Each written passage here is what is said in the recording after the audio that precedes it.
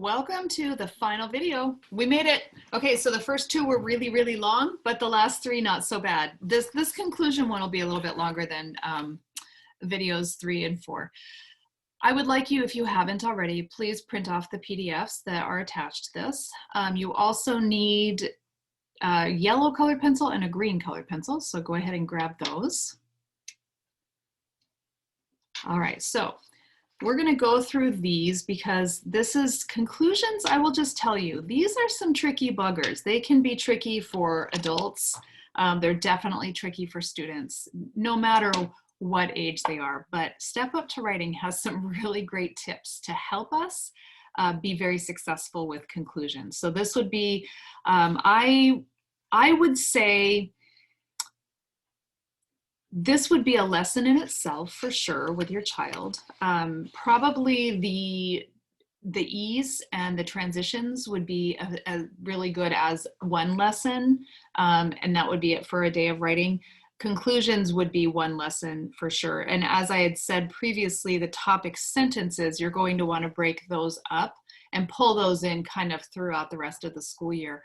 No more than 2 in a lesson, because that's just going to be too much for them to take in, to digest, and then to put in practice. And then you want to get them practicing them. So every time they do a piece of writing, no matter what subject it's for, you want them to use one of the types of topic sentences that you've taught them. You also want to make sure that they start using conclusions and that they use the resources that you're going to show them that I'm going to be showing you.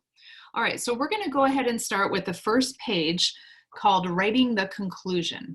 So I'm going to recommend that when you're working through the conclusion lesson with your child, they have a copy of these and you have a copy of them, and that you guys are color coding and going through and talking, read through all of this together and color code and make comments as you go.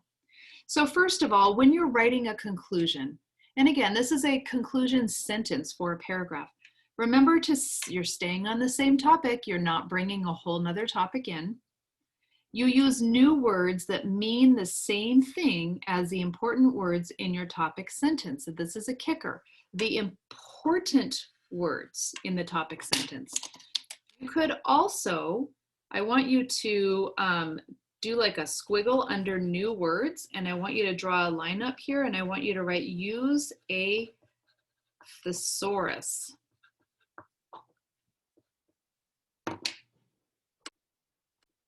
So if you don't have a thesaurus, you need to buy one, like right away.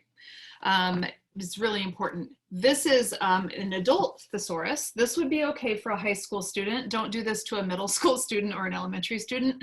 Just don't do it to them. They won't use it. But this is a great one for you to have at home, so that while you're working with your child and you're looking for new, more wonderful words to replace, that you can have this open and you can be reading to them some that won't be in their student thesaurus. So I would say, please do get yourself one of these big heavy duty ones. It's just a great thing to add to your office.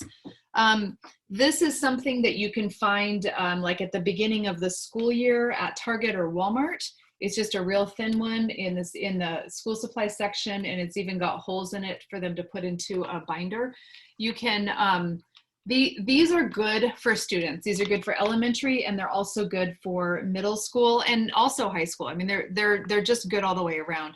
What's nice about these is that they're easy for the child to find what they're looking for. They do have a nice range of options, less of course than the one that's this thick, but this is a good choice. I'll hold it up again. It's the Random House Roget's Student Notebook Thesaurus. Okay. If you are using Excellence in Writing as your curriculum, they have something called a Word Right Now. This is nice. It's a thesaurus. It's limited because it's based on themes, but this is a unique thing, and it's a great tool to have in your homeschool classroom as something else to pull out. This one is also really nice when you start to do narrative writing, or you're doing descriptive writing and you're describing a person or a place. They've got some great adjectives in here, and they've got some great words to help develop personality and emotion. So this is, I mean, the Excellence in Writing, I haven't personally used it, but I've seen a lot of their products and I do like them. They're really quite well done. So if you're using it, if you have it, but you're not loving it, take the parts that are great. Use those parts. Okay. Okay, so back to here, use a thesaurus. You need one, get one. And of course, you can also always Google and use the thesaurus on the internet, but you know, it's always good practice for your child to have to find words. It helps them with their alphabetical order, and it's good for them to be reading them from the thesaurus and just get comfortable using references and not Googling everything in their life. So we're back to what we want to remember when we're writing the conclusion, okay? So back, I'm gonna just rephrase this. Using new words that mean the same thing as the important words in your topic sentence because we don't want to be repetitive. Help your reader remember why you wrote the paragraph. And sometimes conclusions are called closing statements or clinchers, depending on what type of writing we're doing. Okay, so now we're gonna read this together. We're going to color code. So we're going to underline our topic sentence, I love my new bike. And we're going to just read really quickly through this. You'll read this with your child, but then you'll really focus on the conclusion sentence. I enjoy writing every day by myself, with my family, or with my friends. So here this is a beautiful conclusion. It's a different length than the topic sentence. That's nice. It also, we have love and we have enjoy. So we have another word. And then we bike and riding.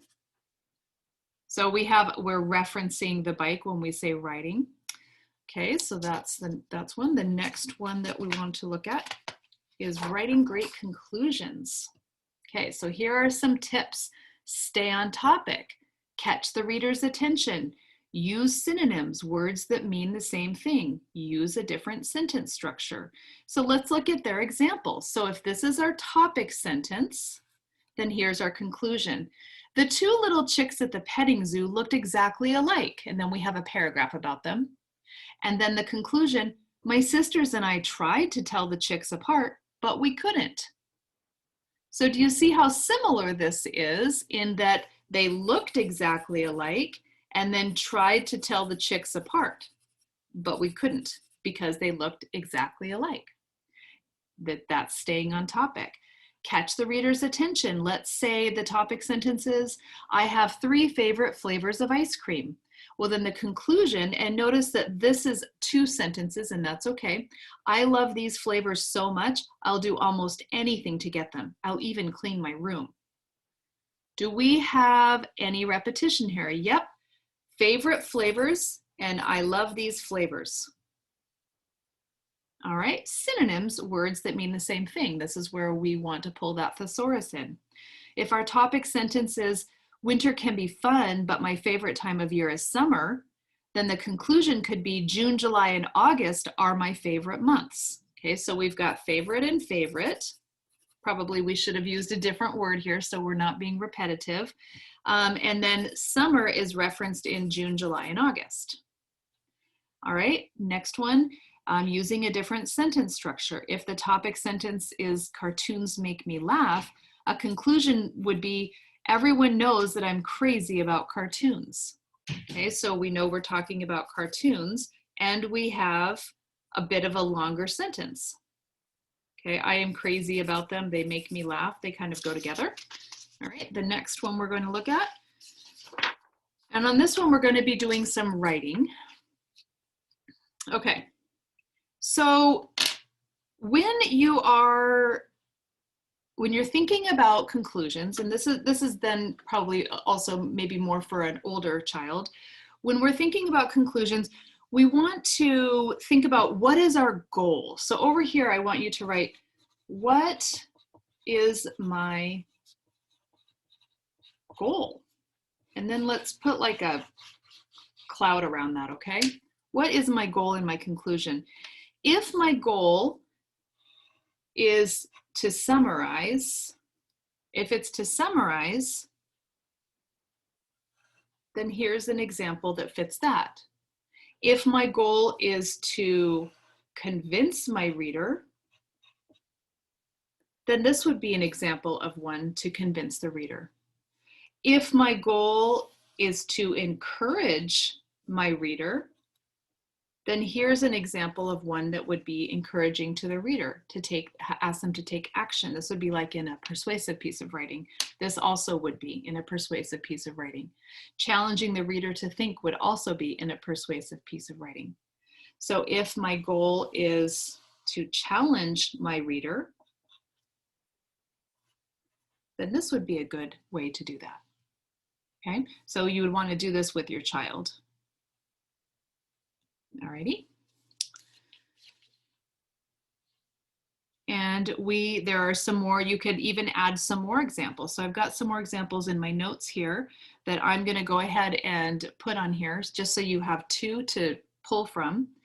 So if your goal is to summarize, here's an example. Learning to use a computer definitely improved my attitude about school and gave me a new hobby. It's pretty clear from there that this paragraph was about that student learning to use a computer. And probably even about how they didn't have the best attitude about school, but now it's better. Here's another example. We could say, in fact, let me get a sharper pencil here.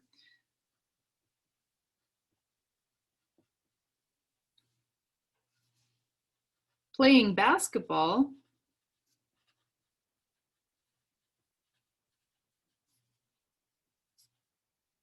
is excellent exercise and is great fun for everyone. Should I spell exercise? There we go, exercise. Okay, so that's just another example that you could add.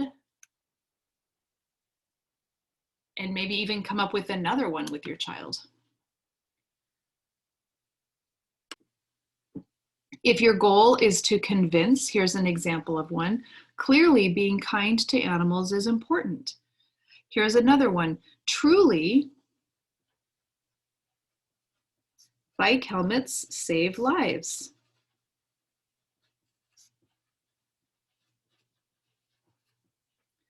If your goal is to encourage your reader to take action, here's an example. If we all buckle up, we will prevent unnecessary injuries. Here's another one. How about when we finish our snacks, we all need to throw away the trash instead of dropping it on the ground.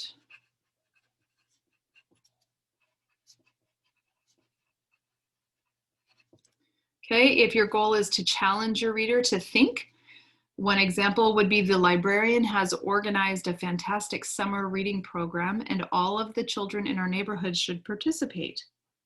Here's another example. Not everything on TV is worth watching.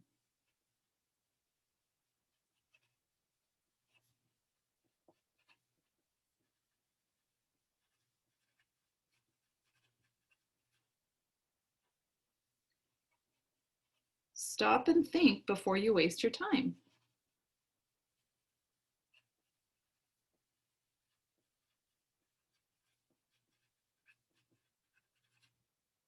Okay.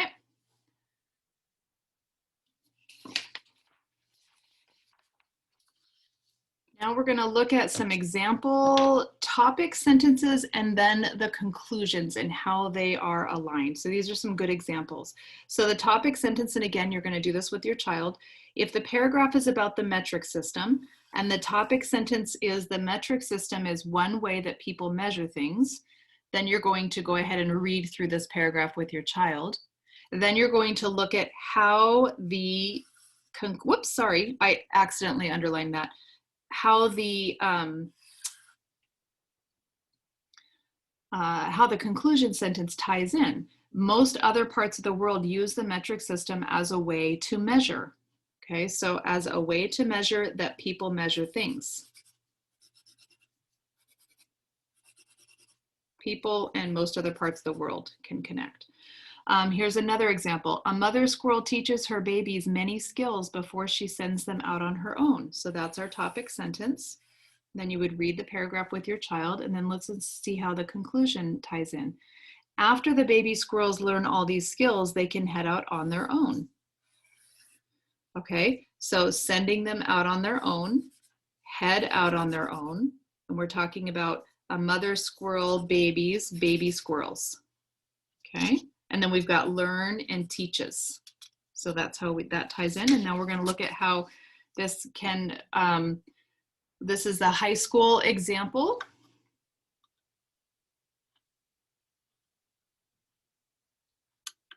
Just make this clear. Okay.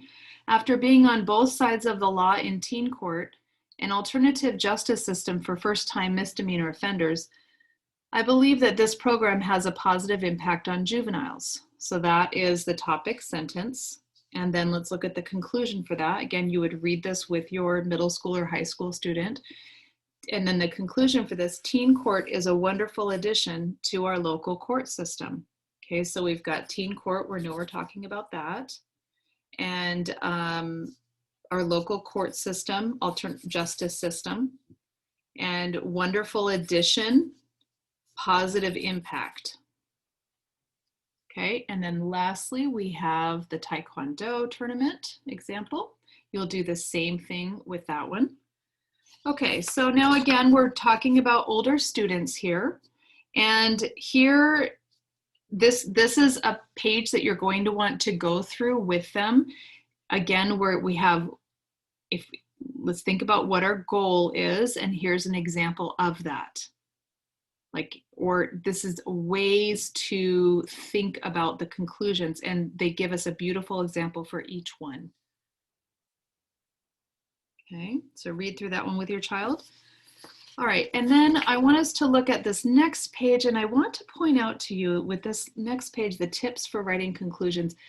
This is, I included this because I wanted to point a couple of things out. I wanted to have you put a yellow box around this right here, okay, because these are transition words.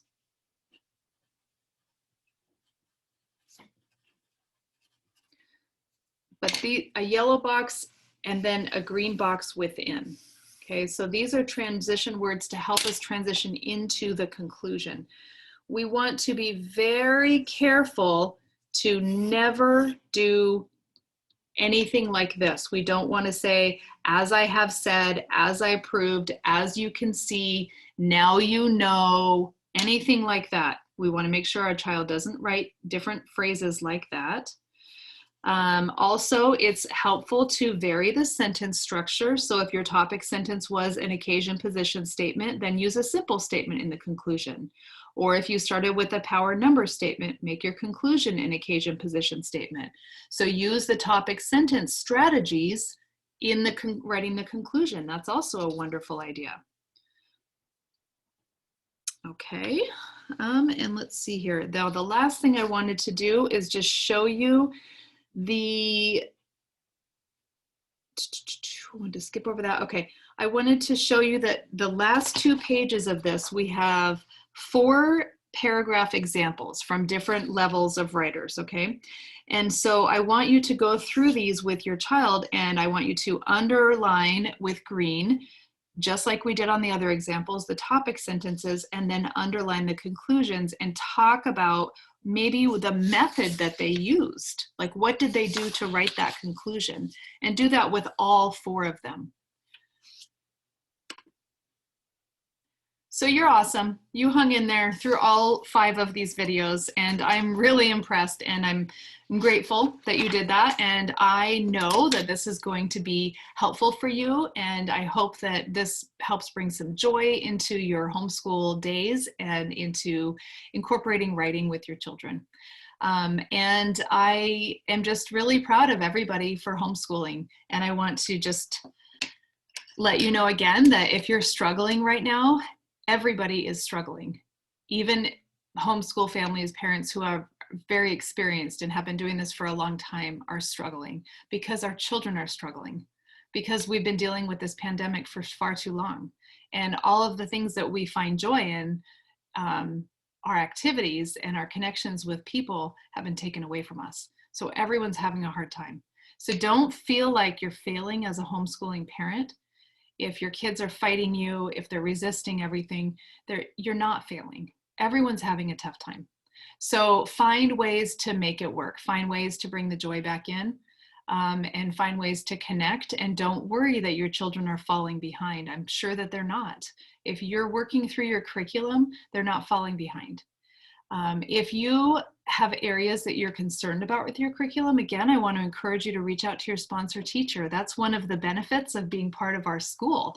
We have awesome sponsor teachers who have so many great ideas to help you, and our job is to support you, and we want to. That's why we're here. And we all love supporting our families. It's why we're doing this job. And we all have classroom experience. And so that's another beautiful aspect of being part of our school. If one of us doesn't have the answer, we'll reach out to our peers and we'll get the answer for you. So use us. We are your resources. All right, you guys.